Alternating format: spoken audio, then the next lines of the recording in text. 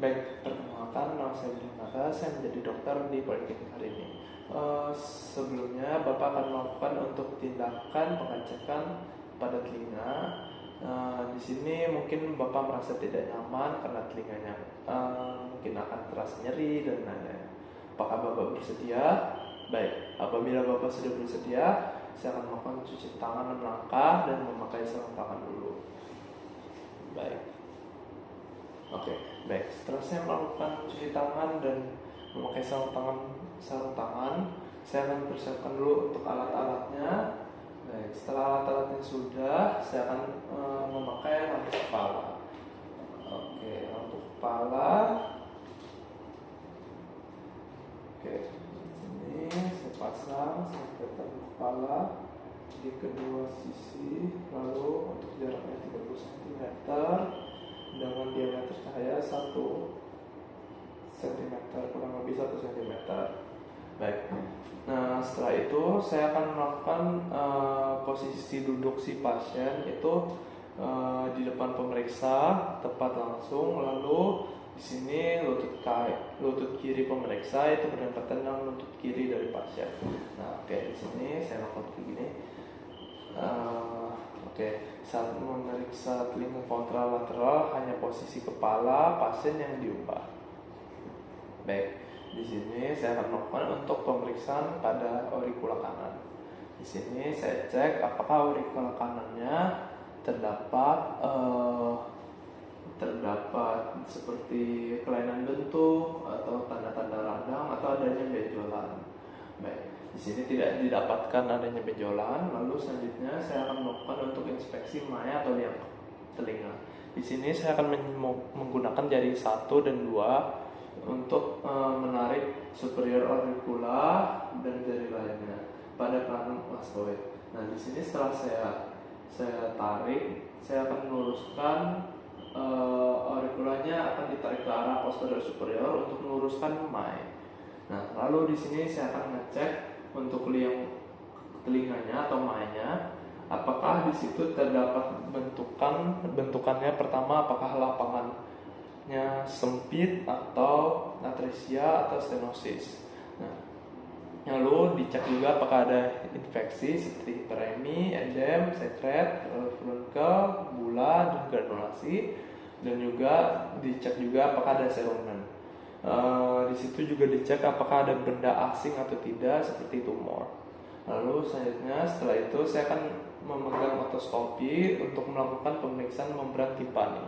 Nah, di sini otoskopi saya pegang dengan sisi tangan yang sesuai dengan sisi telinga pasien yang diperiksa. Lalu saya akan menyalakan otoskopi dan otoskopinya dipegang sesuai dengan seperti memegang pensil. Lalu setelah itu saya akan mengecek di dalamnya apakah terdapat seperti intak atau perforasi, apakah ada ruptur atau tidak.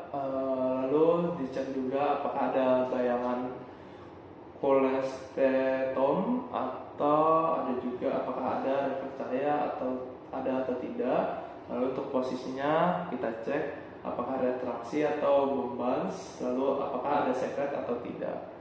Oke. Setelah itu selanjutnya saya akan melakukan palpasi pada daerah retroauricula dan preauricula, apakah didapatnya ada benjolan atau tidak. Bila ada, maka apakah terdapat nyeri tekan atau tidak. Lalu apakah ada fistula di pre atau post auricula. Lalu apakah ada tanda radang. Lalu selanjutnya saya akan melaporkan hasil pemeriksaan yang meliputi hasil inspeksi dari auricula mai. Nah, di sini saya dapatkan bahwa hasilnya yang telinga bagian kanan itu tidak terjadi masalah di telinga bagian kanan, mau dari luar di auriculanya, penampilan auricula, lalu di mae, lalu juga di bagian membran timpaninya, dan juga tidak terdapat benjolan pada daerah retroauricula dan preauricula. Lalu selanjutnya saya akan melakukan pengecekan lagi di bagian sebelahnya, yaitu di bagian sisi sebelahnya lagi. Setelah saya melakukan pemeriksaan di bagian sebelahnya, saya akan melakukan untuk cuci tangan dan melepas sarung tangan 6 langkah. Lalu saya akan laporkan hasil pada pasien yang dengan keduanya. Baik, di sini Pak, jadi Bapak tidak terjadi masalah pada telinga Bapak, mau dari telinga bagian luar Bapak atau rongga telinga Bapak dan membran tipani dari Bapak. Di sini juga tidak terdapat masalah pada retroauricula Bapak dan preauricula Bapak ya Pak. Jadi Bapak terhitung sehat. Jadi pemeriksaannya sudah selesai. Baik, perkenalkan nama saya William Mata, saya menjadi dokter di Poliklinik hari ini. Kalau boleh tahu, Bapak dengan Bapak siapa? Baik, jadi Bapak hari ini akan melakukan untuk tindakan pemeriksaan pada rongga mulut Bapak. Nah, pemeriksaan ini akan membuat Bapak merasa tidak nyaman. Apakah Bapak bersedia? Baik, apabila Bapak bersedia, saya akan melakukan cuci tangan 6 langkah dan memakai sarung tangan.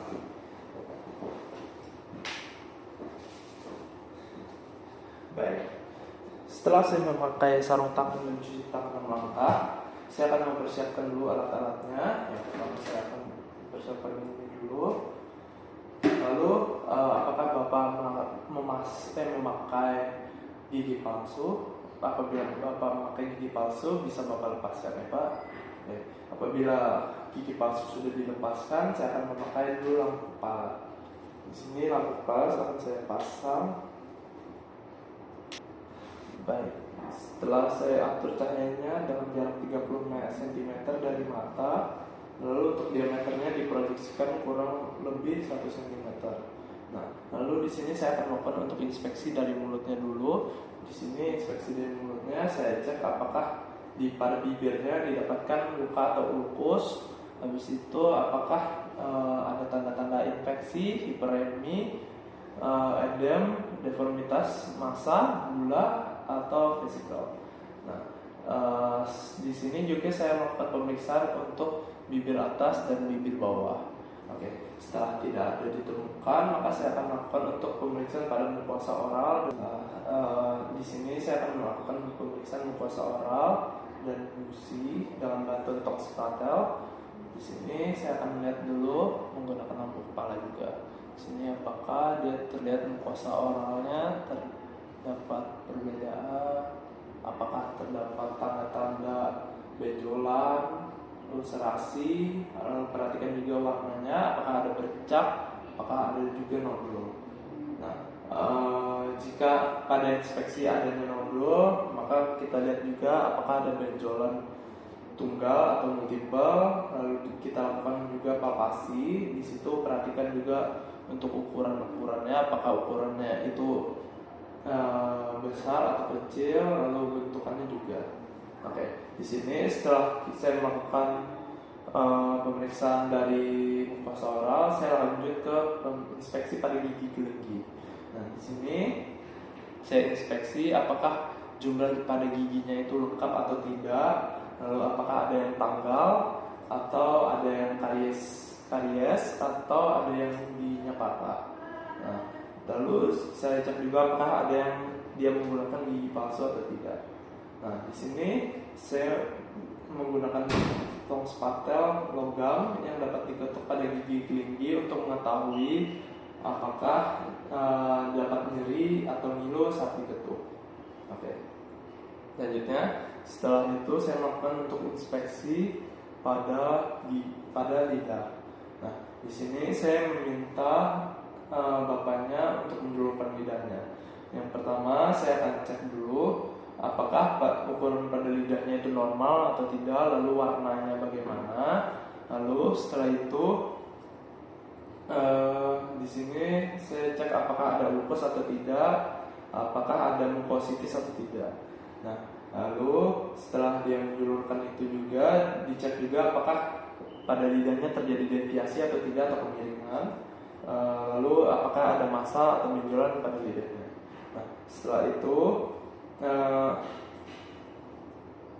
itu pasien saya minta untuk membuka mulutnya dengan lidah yang tidak menjulur lalu berkata A. Nah, di sini setelah itu saya akan perhatikan uvula atau posisi tengah dari si pasiennya apakah uvulanya terdorong ke salah satu sisi atau apakah uvulanya ada abses atau tidak. Nah, setelah itu selanjutnya saya akan melakukan untuk pemeriksaan dari tonsil. Di pemeriksaan dari tonsil saya lakukan untuk pertama adalah bentuk dan ukuran dari tonsil. Di sini saya cek juga dari pasien apakah tonsilnya besar atau kasar atau halus, lalu apakah kriptanya lebar, lalu setelah itu saya inspeksi dinding belakang dari faring tersebut. Di sini setelah dia melakukan A tadi, saya cek dulu untuk tonsilnya, lalu setelah itu saya cek juga dinding belakang faringnya tadi. Kita cek untuk warna permukaan normal atau hiperemi, apakah ada dahak yang menempel pada pos nasal atau pos nasal drip, atau apakah ada granular hipertrofi. Selanjutnya saya akan cek juga untuk refleks dari muntahnya. Di sini akan saya menggunakan tangan kiri saya untuk di antara gigi-gigi agar mencegah pasien menggigit tangan dari pemeriksa. Lalu di sini saya akan melakukan juga melakukan beri rangsangan minimal kepada pasien. Di sini saya akan melakukannya. Di sini apabila dia memiliki rangsangan refleks muntah, maka setelah saya sentuh tadi dia akan seperti keluar refleks gitu. Setelah saya melakukan pemeriksaan itu, saya akan melepaskan semua sarung tangan dan cuci tangan kembali. Nah, setelah itu saya akan melaporkan hasil dari pasien. Di sini pasien saat saya melakukan inspeksi pada bibir tidak ada masalah pada bibirnya seperti luka, lukus, dermatitis atau masa. Lalu saya pada mukosa oral dan gusi di sini tidak ada masalah juga. Lalu tidak ada nyeri pada gigi-giginya. Lalu saat inspeksi lidah juga tidak ada tanda-tanda seperti warna lidahnya warna putih atau ada plak putih. Lalu lidahnya juga tidak ada deviasi saat menjulurkan lidah. Nah, lalu selanjutnya saat dia membuka mulut dan berkata A pada uvulanya itu normal, tidak ada abses juga, tidak ada uvulanya terdorong pada satu sisi. Nah, selanjutnya pada tonsilnya itu normal, tidak ada abses, tidak ada permukaan tonsilnya normal, lalu juga bentuk dan ukuran tonsilnya tidak ditemukan. Nah, lalu saya yang terakhir adalah melakukan inspeksi dinding belakang faring. Di sini tidak ada tanda-tanda dahak atau granular hipertrofi, dan juga saat refleks muntah itu tidak dia muncul. Jadi maka dari itu Bapak normal. Terima kasih. Oke, perkenalkan nama saya William Mata. Saya jadi dokter di Poliklinik hari ini. Bapak boleh duduk dulu. Lalu apakah ini benar dengan Bapak Juno? Baik, benar. Jadi Bapak hari ini akan melakukan untuk keterampilan untuk falsafah manuver ya Pak. Di sini saya sebelumnya akan melakukan cuci tangan dulu untuk langkah.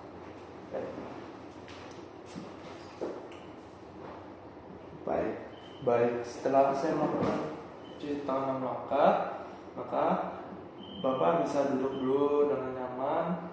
Lalu saya minta Bapak untuk saya duduk di samping Bapak ya Pak. Baik.